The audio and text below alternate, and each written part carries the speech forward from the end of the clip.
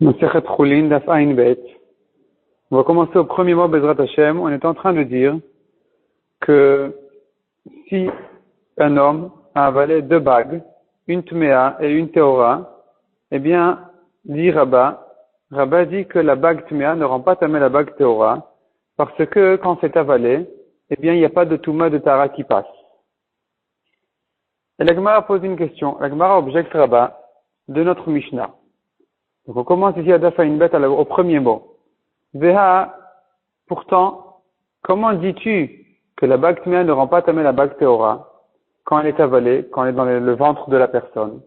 Veha, pourtant, Ubar Vechaya, Ubar le fœtus d'une femme, Vechaya est la sage femme qui l'a touché, de Keshte Tabaot Damu, ça ressemble exactement à ce cas-là, où il y a dans le ventre d'un être humain deux bagues.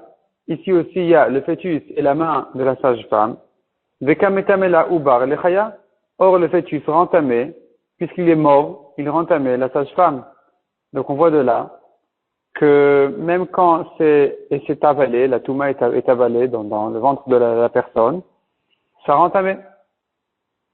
Répond la Gemara à Maraba, Shani Ubar, le cas du fœtus est différent du cas des bagues, où il veut se fouer la tête, car il est destiné à sortir. Amar Rava. Rava repousse la réponse de Rabba. Ubar se fouet la tête, est-ce que le fœtus, il est destiné à sortir et Tabat, elle ne se fait la tête, alors que la bague, elle n'est pas destinée à sortir, est-ce qu'elle est censée rester dans son ventre? La bague aussi, elle va sortir, elle va finir par sortir. Donc, quelle est la différence entre les cas? Pourquoi est-ce que dans les bagues, tu dis que ça ne rend pas tamé, c'est avalé, ça ne rend pas tamé? Et dans le cas du fœtus, on voit dans la Mishnah que ça rend 8 tamé. Et la Marava. Pumbeditae, les Chachamim de la ville Pumbedita, Yad ils savent Tama, la raison de Hamilta, de cette chose-là. Umanu, et qui est-il? Rav Yosef. C'est Rav Yosef, le Chacham de Pumbedita, qui connaît la réponse à cette question. De Amar Yosef, Amar Avida, Amar Shmuel, Tumazo, toute cette Touma-là que la sage-femme met en touchant le fœtus mort, Enami Divrei Torah, elle n'est même pas elle n'est pas de Oraita. Elle a Divrei Sofrim. Ce n'est qu'une Touma Midrabanan. C'est-à-dire que Minatora, effectivement, il n'y a pas de Touma parce que le fœtus il est dans le ventre de sa mère. Donc il n'y a pas de Touma dans ce cas-là. Demande la Gemara, Maïen, Enami Divrei Torah, Enami Divrei Sofrim. Pourquoi est-ce qu'on se répète en disant, c'est pas Minatora, c'est Midrabanan? Il aurait suffi de dire, cette Touma-là n'est que Midrabanan. Pourquoi cette répétition? De l'autre Teima, pour que tu ne dises pas à l'Iba de Rabbi Akiva que ce qu'on est en train de dire, que cette Touma-là, elle est Midrabanan, ça ne va que comme Rabbi Akiva de Amar, ou Bar Bim Eisha Tamé. Le fœtus mort, dans le ventre de sa mère, il est tamé. Alors j'aurais pu croire que c'est pour ça qu'il rend tamé la sage-femme, malgré que Midoraita ne la rend pas tamé parce que c'est avalé. Midrabanan, il la rend 8 tamé parce que sauf, ce fœtus-là, il est quand même tamé. Et là, Filou le Rabbi Ishmael de Amar, mais même selon Rabbi Ishmael qui dit que Ubar Bimeisha Tahor, le fœtus, il n'a pas de Touma du tout. Même s'il est mort, il n'est pas tamé tant qu'il ne sort pas. Et donc là, j'aurais pu croire que les Chachamim ne font pas de Gzera, les Chachamim ne vont pas dire que c'est la femme qui l'a touché, elle est Tmea. Eh bien, le Chidush, il est de dire que malgré tout, Gazruba Touma Midrabanan, les Chachamim ont décrété ici une Touma pour la femme qui l'aura touché. Maïtama, pour quelle raison les Chachamim ont-ils décrété ici une Touma? Amar Aboshaya Gzera, Shema, Yoti Valad Rosho, Chut la Prosdor. On craint que le bébé, le fœtus, il sorte sa tête en dehors du passage, donc ce qui est considéré déjà comme une naissance. Et là, dans ce cas-là, selon tout le monde, ça s'appelle pas que la Touma est avalée, ça s'appelle que le bébé est déjà né. Et donc vraiment, il rentre à Minatora. C'est pour ça que les Chachamim ont dit, même selon le Mandé Amar, qu'il n'a pas du tout de Touma tant qu'il n'est pas sorti du tout, eh bien, malgré tout, c'est la femme qui l'aura touché, elle est Tmea, de peur que le bébé va naître sans qu'on ne le remarque, c'est-à-dire il va sortir sa tête à un endroit qui est considéré déjà comme une naissance, et qu'on ne va pas réaliser ça. Et la sage-femme, elle va le toucher, elle sera vraiment Tmea Minatora. C'est pour ça que dans tous les cas, les Chachamim ont décrété qu'elle soit Tmea. Demande à Gemara hier si c'est comme ça. Alors pourquoi est-ce qu'on a dit que la mère, la maman de ce bébé-là, la mère de ce fœtus n'est pas tméa? Pourquoi on a dit qu'elle n'est pas tméa? On devrait dire pour cette même raison que la mère du bébé est aussi tméa. Hier, il demande à Gemara, Isha Nami, la mère aussi devrait être tméa, puisqu'on devrait craindre que si tu dis qu'elle est théora, eh bien, le bébé risque de sortir sa tête, et la mère va croire qu'elle est théora, alors que là, vraiment, Minatora, elle est tméa. Répond la Gemara, Isha Margeshet Beatzma. La mère, elle sent en elle-même ce qui se passe, et donc, dès que la tête du bébé va sortir, elle va le sentir, et donc, il n'y a pas à craindre ici un cas à cause d'un autre cas. On ne décrète pas le cas où le bébé n'est pas sorti, de peur qu'il va sortir et que la mère va croire qu'il n'est pas sorti. Et ça n'existe pas, cette situation-là. La mère, elle sait exactement où il en est. Demande à Gemara, si c'est comme ça, la mère devrait dire à la sage-femme, attention, le bébé est déjà sorti. Ne touche pas, il va te rendre tamé. Donc, puisque, du fait qu'elle ne lui a pas dit, c'est qu'il est à l'intérieur. C'est-à-dire, pourquoi on doit craindre le cas pourquoi on dit que dans tous les cas, la sage-femme qui l'a touché, elle est tméa. De peur que le bébé va commencer à sortir et que la sage-femme ne va pas réaliser, elle va le toucher, elle est tméa.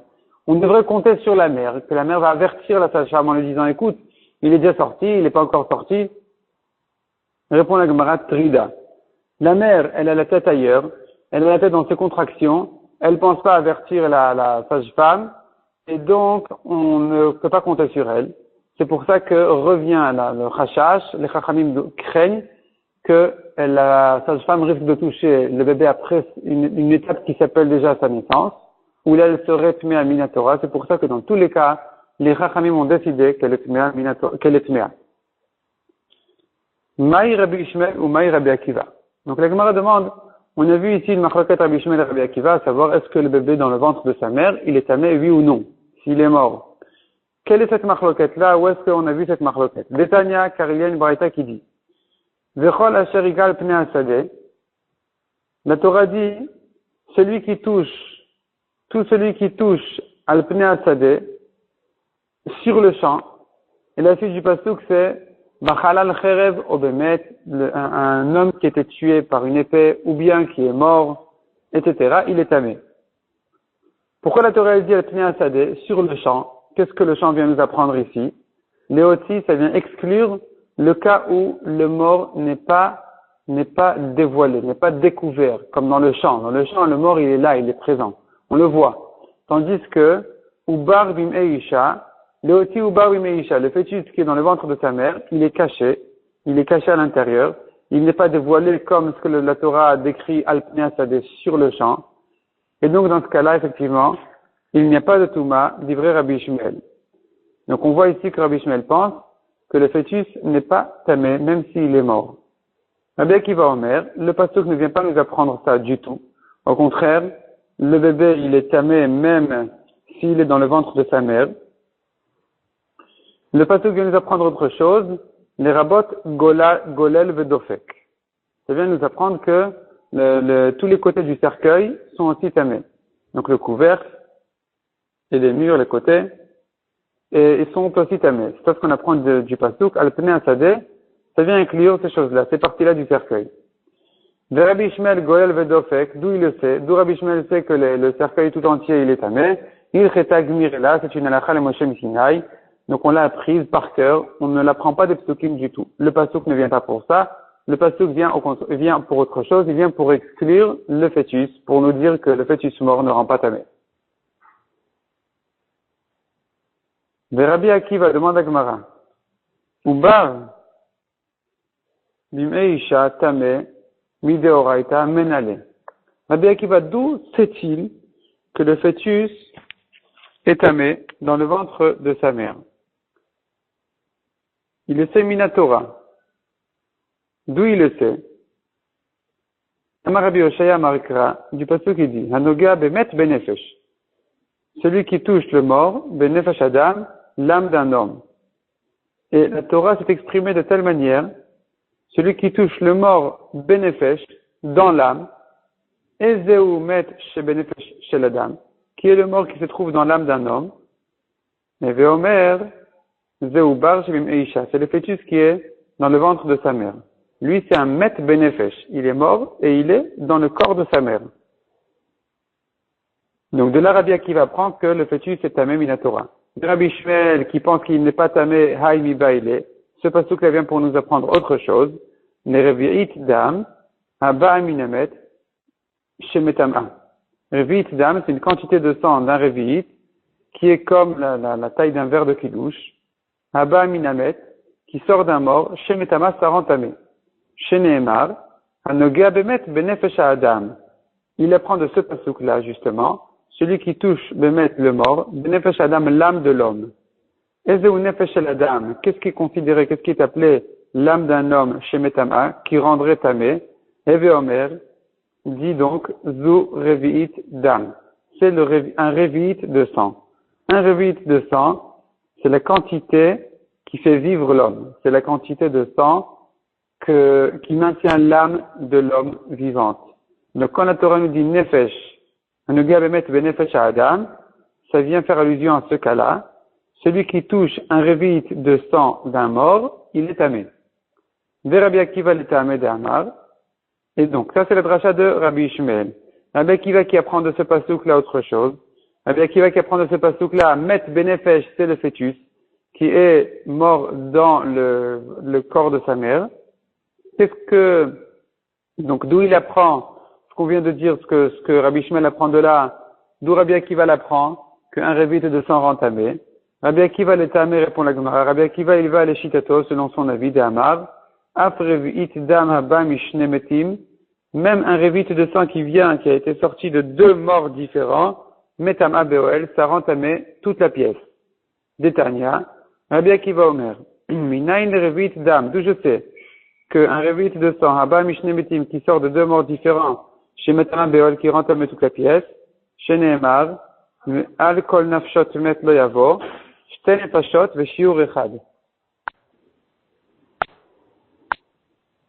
Donc, on apprend du bateau qui dit, Ve'al kol nafshot met, toute nafshot au pluriel, les âmes mettent d'un mort, loyavo, il ne peut pas rentrer parce qu'il va devenir tamé. Shte nefashot, donc on apprend de la shte nefashot, deux morts, ve'shiur echad, et une quantité de sang. Donc même si le revi'it a été extrait de deux morts différents, il rend tamé. C'est ça ce que Rabbi Akiva pense. Donc Rabbi Akiva ne pense pas comme Rabbi Ishmael qui dit qu'il faut un revi'it d'un seul et même mort. Comme Rabbi Ishmael a pris du pasuk bemet benefesh, l'âme d'un mort. Rabbi Akiva pense que le revi'it de sang peut sortir même de deux morts différents. Et donc pour Rabbi Akiva, le pasuk qui dit met benefesh, il est libre. On peut apprendre de là, Met Benefesh, c'est le fœtus, qui est mort dans l'âme de sa mère, qui est mort dans le corps de sa mère. On continue dans la Mishnah suivante. Bema Amaksha Leled. Un animal qui donc donne naissance à une vache, disons à son veau, et c'est au moment de la shrita. Veoti Ubar et Yado, le fœtus a sorti sa patte. Vechatacha, et un homme est venu et a coupé le membre qui est sorti, parce que ce membre-là est interdit, comme on l'a vu, Basar Basade, Terefa Lotochelu. De la viande qui est sortie des frontières, donc le pasuk dit de la viande dans le champ est interdit, ça veut dire de la viande qui est sortie des frontières est interdite, et donc ce membre-là qui est sorti, il est interdit. Donc, Voti Ubar et Yado Vechatacha, évidemment, il s'agit du cas où le reste du fœtus sera permis grâce à la shrita de sa mère. Et donc, on aura un problème avec le membre qui est sorti. Mais dans le cas où le fœtus est sorti tout entier, est né avant la shrita de sa mère, là, évidemment, c'est un animal normal à qui on fait la shrita et on peut le manger normalement. Donc, ce qui s'est passé ici, c'est qu'on voulait compter sur la shrita de la vache pour permettre le fœtus. Or, il a sorti un membre avant la shrita. Et on a coupé le membre. Et ensuite on a fait la shrita à sa mère la vache. Abassar tahor. Le reste du fœtus est tahor. Parce que de son vivant ça a déjà été coupé. Du vivant de la vache ça a déjà été coupé. Et ensuite, après la shrita de la vache où elle est déjà mekabel touma, il n'a plus touché le membre. le fœtus n'a plus touché le membre, donc il est tahor. Tandis que shachar et timo, si d'abord il a fait la shrita à la vache, et ensuite il a coupé le membre, habasar magan nevela divrei Rabbi Meir. La viande qui a touché, la chair qui a touché le membre qui a été coupé, c'est tamé. Pourquoi? Parce que il faut faire la différence entre la recha et la sefa. Donc dans la recha, c'était coupé de son vivant. Or, une BMA de son vivant, elle n'est pas mekabel touma, elle ne reçoit pas de touma. Tandis qu'ici, dans la sefa, il se situe cas où il a fait d'abord la shrita, ensuite il a coupé le membre qui est sorti. Donc tout ce qui a touché, le fœtus qui a touché le membre qui a été coupé, eh bien, il est magan nevela, c'est de la chair qui a touché la touma de nevela du cadavre. Parce que ce membre-là, il est considéré comme une nevela, même si le fœtus il est vivant, mais puisque ce membre-là est interdit, mishum ever minachai, il a été coupé du vivant du fœtus.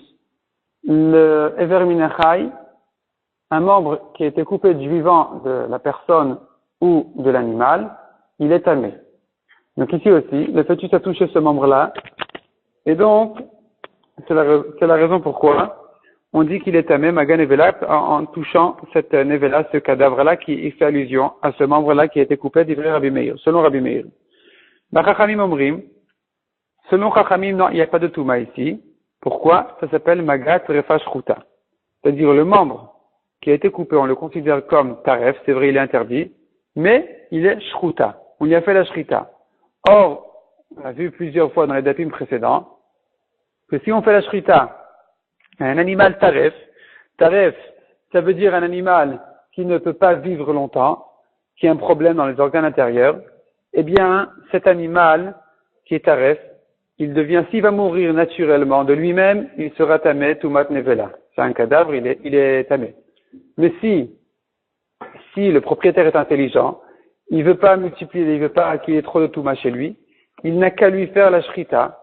Il lui fait la shrita un instant avant sa mort, et de cette manière-là, il a sauvé, non pas la cacheroute de la bête, ça sera taref, c'est interdit, mais il n'y aura pas de touma. Parce que la shrita, elle fait que même un animal taref n'a pas de touma. Donc ici aussi, on considère ce membre-là qui est sorti comme taref, c'est vrai. Simplement, on lui fait la shrita parce que la shrita de la vache, elle est valable pour ce membre aussi. Et donc ce membre-là n'a pas de touma.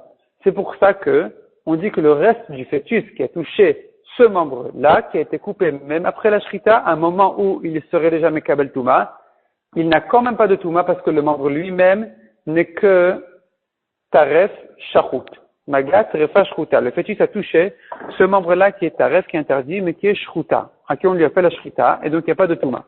On tourne la page. Mamatsinu betrefa sheshridata metaharata. De la même manière qu'on a trouvé betrefa pour un animal taref, sheshridata que sa shrita metaharata le rend pur, c'est-à-dire le sauve de la touma de nevela. Av shritat behema. De la même manière, la shrita de la vache, tetaher et ta'ever, ça rend tahor, non pas kacher, mais tahor, le membre qui est sorti. Amar lem Rabbi Meir. Rabbi Meir n'est pas d'accord avec ça, et il dit, il y a une grande différence entre les différents cas. Lo im tiharta shritat trefa, ota. C'est pas parce que tu dis que lo im tihara a purifié, Shrita trefa ota, la shrita de la trefa l'a purifiée à elle. D'avar chez Goufa, parce que c'est le même corps. C'est le corps de l'animal taref, à qui on a fait la shrita, et donc il a été sauvé de la touma. Mais tu vas prendre de là que t'es taher et ta ever. Tu vas prendre de là de purifier le membre d'avar chez no Goufa, qui ne fait pas partie de la vache, qui fait partie de son fœtus, de son veau, qui dit que la shrita de la mère va sauver la touma du membre qui est sorti, du membre du veau qui est sorti. C'est ça la discussion entre Rabbi Meir et Chachamim. Rabbi Meir n'est pas d'accord de comparer la shrita d'un animal taref à notre cas, et Chachamim compare les cas. C'est pour ça que Rabbi Meir dit, le veau, il est tamé, il a touché une nevela, il a touché le membre qui a été coupé, qui est nevela, qui est tamé. Selon Chachamim, le membre n'est pas tamé, le veau n'est pas tamé non plus. Demande à Mishnah, d'où on apprend cette halakha générale qui dit que la trefa, un animal taref, sa shrita le purifie. Pourtant, un animal tamé, un âne, un chameau, asura be'achila, il est interdit. Aftrefa, asura be'achila, de la même manière, un animal, même s'il est pur, mais s'il est taref, il est interdit aussi d'être mangé. Donc, on devrait dire, ma be'matmea en shritata metarata. De la même manière qu'un animal impur, sa shrita ne le rend pas pur. Celui qui fait la shrita à un âne, il a rien fait. Il a rien fait, l'âne mort après la shrita, il est tamé, c'est un cadavre. Aftrefa, on devrait dire que c'est pareil pour un animal taref, une vache trefa, une vache qui a les poumons percés. L'autre est à arena shrita. La shrita ne devrait pas la rendre tahor. Donc d'où je sais que ça rend 8 tahor. Répond la Mishnah à sa propre question. Là, ima marta, les cas sont différents. On peut pas les comparer. C'est pas parce que tu as dit, bebemat mea, dans un animal impur, chez l'oïta lashata kosher, qui n'a jamais été kasher. Depuis sa naissance, l'âne, il est interdit. Tomar betrefa, tu veux prouver de là pour une vache qui a les poumons percés, par exemple, shaita lashata kosher, jusqu'à qu'elle a avalé le clou qui lui a percé les poumons. Eh bien, elle était kshera. Donc peut-être que dans ce cas-là, effectivement, la shrita va la sauver, va sauver, non pas sa kashrut, mais au moins sa touma. La Mishnah accepte ce cas-là, d'accord. Tol lecha ma'shevet, il n'y a pas de problème. Ce que tu as amené, prends-le. Je suis d'accord avec toi que dans le cas où la vache est née kshera, dans ce cas-là, effectivement, j'accepte de dire que la shrita pourrait la sauver de touma. Mais, que dire dans le cas où elle est née trefa, elle est née depuis qu'elle est sortie du ventre de sa mère, elle est née trefa, minaïn, d'où je sais qu'ici aussi, la shrita va la rendre tahor. Im amarta, non, pardon, je me corrige. L'expression de la Mishnah qui dit tol lecha masheveta, ça veut dire garde pour toi ta preuve. Ta réponse n'est pas une réponse, garde-la pour toi-même. De dire que, puisqu'elle est pas née, puisqu'elle est née kshera et ensuite elle est devenue trefa, c'est différent d'un âne, quelle réponse c'est ça? Un reshenoda trefa minabeten. Que dire dans le cas où elle est née trefa depuis sa naissance, depuis qu'elle est sortie du ventre de sa mère? Minaïn, qu'est-ce que tu diras dans ce cas-là? Ici, il n'y a pas de raison de dire que c'est différent d'un âne. On devrait dire qu'ici aussi la shrita ne la sauve pas de Touma. Répond la Gemara, la Mishnah. C'est pas parce que tu as dit à propos d'un âne, sheken en bemina shrita. Il n'y a pas, ça n'existe pas dans son espèce. Chez les ânes, il n'y a pas de shrita du tout. Tomar bitrefa, tu diras que dans une vache qui est trefa, qui a les poumons percés par exemple, shiesh bemina shrita, ou dans sa famille, dans son espèce, ça existe la shrita. Donc, la notion de shrita, elle se dit dans les vaches. Donc ici, on peut comprendre que même si la vache elle est trefa, la shrita a eu lieu dans la vache, a servi pour la sauver de la touma. Ben shmonechai, par contre, la Mishnah accepte de dire, ben shmonechai, en shritato metaharato. Ne fichen le mino shrita.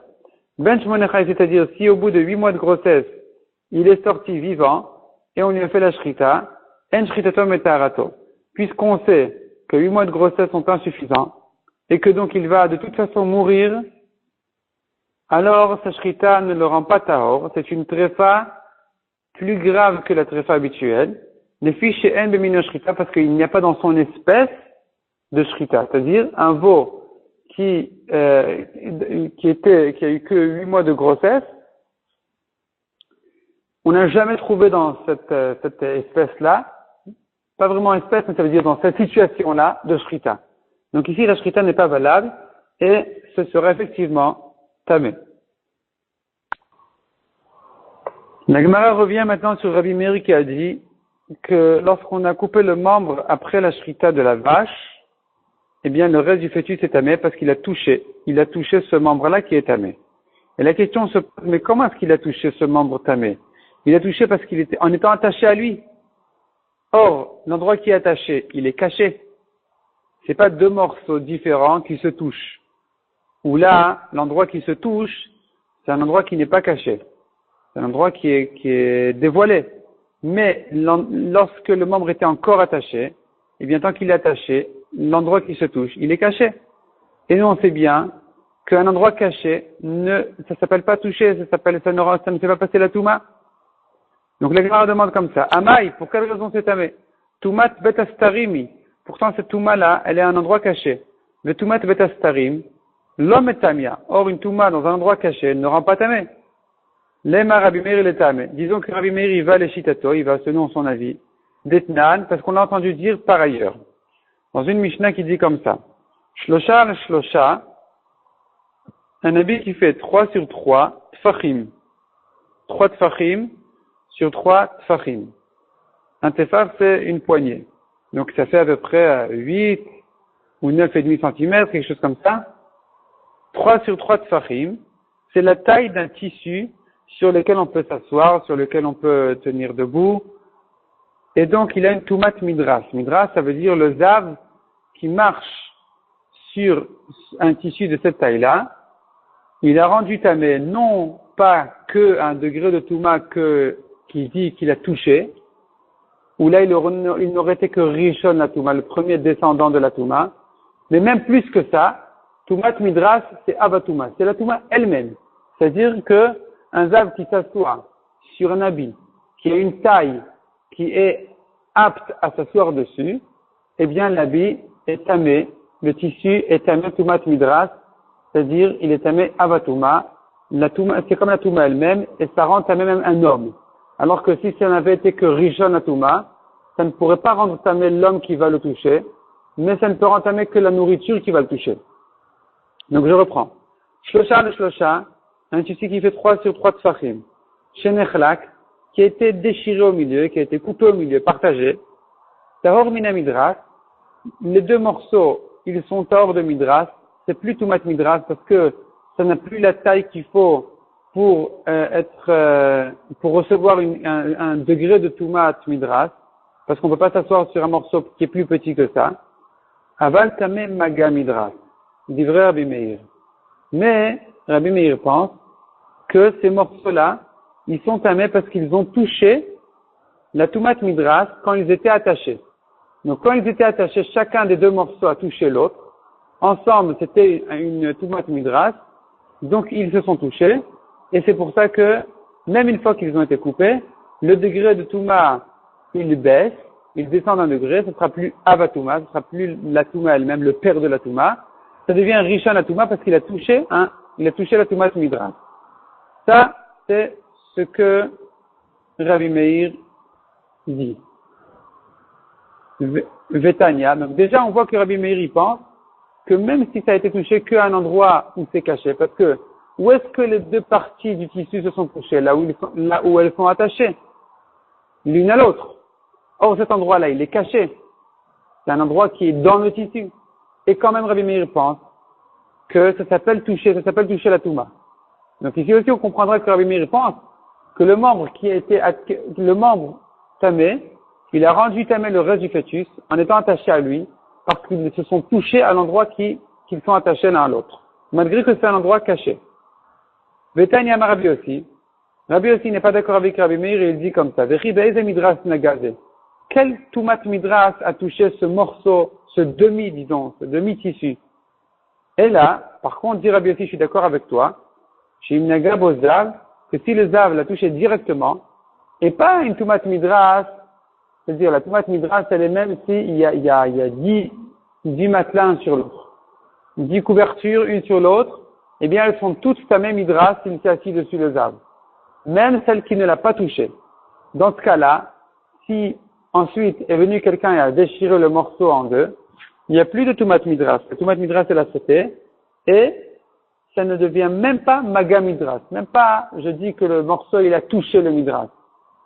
Tandis que si le zav l'a touché directement, il a marché dessus avec son pied nu, chez Imnaga Bozav, chez Tamé Magazav. Là, effectivement, même si on coupe les morceaux en deux, où là il y aura plus de toumat midras, par contre, ce qui va rester, c'est la touma, la simple touma qui dit, le zav l'a touché, c'est tamé. Donc c'est peut-être pas avatouma, c'est pas la touma elle-même, le père de la touma en tant que midras, mais cependant, il y a quand même un certain degré de touma qui dit, puisque le zav l'a touché, c'est rishon la touma.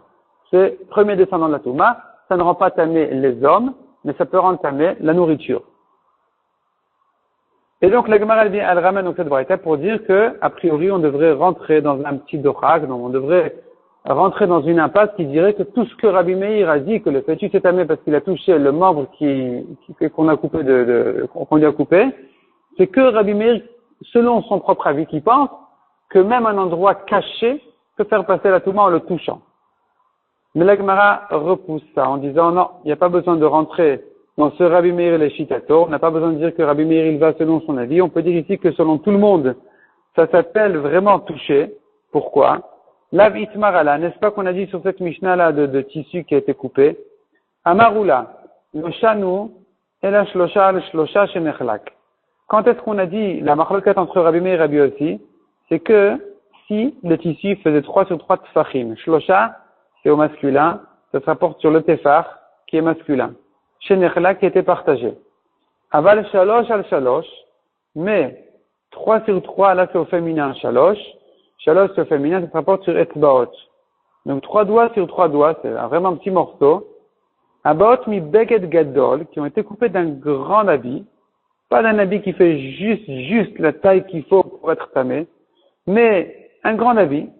Bishat prishatan la vie, au moment où on les sépare de leur père, c'est-à-dire au moment où je déchire le petit morceau de tissu du grand tissu, mais kabla touma mavienne, à ce moment-là, ça reçoit lui la touma du grand tissu. Pourquoi? Pas parce que ça a touché au moment où c'était attaché, à l'endroit où c'était attaché. Non pas parce que ça a touché au moment où c'était attaché, mais parce qu'au moment où on détache, au moment où on a coupé ce petit morceau-là, on ne peut pas le garder de ne pas toucher le grand tissu. Il va obligatoirement toucher le grand tissu. C'est une question technique qui dit que quand tu déchires un petit morceau du grand morceau, il va le toucher. Il va forcément le toucher, et donc il est tamé. Et donc ici aussi dit la Gemara, Hanami, ici aussi, Bishat Prishatan Me'ever, Mekabel Tuma Me'ever.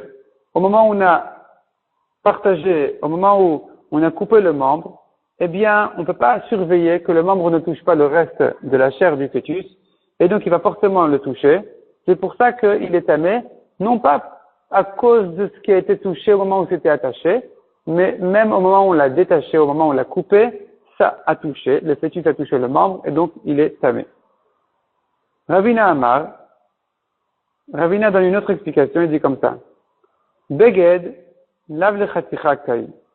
Un habit, on a dit que selon Rabbi Yossi, il est tahor si on l'a coupé en deux, quand il faisait 3 tfachim sur 3 tfachim juste, et qu'on l'a coupé en deux maintenant, dorénavant, il n'y a plus la taille la taille qu'il faut pour la toumat midras. Ça n'a été dit que dans les habits. Parce qu'on n'était pas censé le couper. Ou bar le chaticha kai. Tandis que ce fœtus-là, il est destiné à être coupé. On va pas le laisser entier, on va le couper en morceaux. Et donc, qu'est-ce que ça fait? Tout ce qui est destiné à être coupé est considéré comme s'il était coupé depuis le début. Et donc c'est pour ça que, même si je dis que le fœtus a touché le membre au moment où il était encore attaché, eh bien, ça ne s'appelle pas que cet endroit-là est caché. L'endroit où ils sont attachés, il est caché. Il n'est pas caché. C'est comme s'il avait déjà été coupé et qu'ils se sont retouchés après qu'il a été coupé. Puisqu'il est destiné à être coupé, je le regarde comme s'il est déjà coupé, comme si ce sont deux morceaux différents qui se touchent, et donc ils peuvent faire passer la touma de l'un à l'autre. Keman, comme qui ça va dire, demande à Gemara, qui est Rabbi Meir, ça aussi ça va comme Rabbi Meir. Detnan, parce qu'on a une Mishnah qui dit, donc on est déjà dans Daf Ayin Gimel à la première ligne. Kol yedot kelim, toutes les anses des kelim, des ustensiles, shen arukot, qui sont trop longues, vatil les katetsan, et il a un projet de les couper, de les raccourcir. Si le cli est tamé, matbil ad mekom mida. Il peut se suffire de tremper le cli que jusqu'à l'endroit où il veut couper la anse du cli. Plus loin que ça, puisque c'est destiné à être coupé, ce n'est pas considéré comme une partie du kli, et c'est pas grave si ça n'a pas été trempé. La chachamim omrim, kulo. Selon chachamim, non. Malgré qu'il veut le couper, il faut tremper tout le kli entier. Donc ici, c'est vrai qu'on est en train de dire que puisque il est censé couper le fœtus en morceaux, après qu'il va naître un jour ou l'autre, il va le couper. Donc c'est une raison de considérer comme s'il avait déjà été coupé. Cette svara-là ne va que comme Rabbi Meir, elle ne va pas comme Chachamim. Chachamim ne considère pas comme si ça avait déjà été coupé. Ils disent bien qu'il faut tremper tout le kli. Répond la Gemara, Filutema Rabbanan. Même si tu veux dire comme Rabbanan, Chibur Ochlin, Keman de Mifrete Damu. Dans la nourriture, on dit, quand c'est attaché, c'est comme si ça avait été détaché. Parce que la nourriture, la Rachidi Shein Rakin, c'est mou. Et donc, c'est Eno Chashuv Chibur. On ne considère pas ça comme si c'était attaché. Tandis que dans les kelim, il faut vraiment prendre et il faut se donner de la peine à couper ce qui est en trop. Le reste de la poignée, c'est tout un travail pour le couper, pour l'enlever. Là, je ne dis pas que, puisque c'est destiné à être coupé, c'est comme si ça avait été coupé. Mais dans la nourriture, comme ici, le membre, la viande, ce sont des choses qui, de toute façon, on va les couper, ça se coupe facilement. Et donc, c'est considéré, kemal demi ferete d'amour. C'est considéré comme si ça avait été détaché. Ou négué béadadé, et il se touche.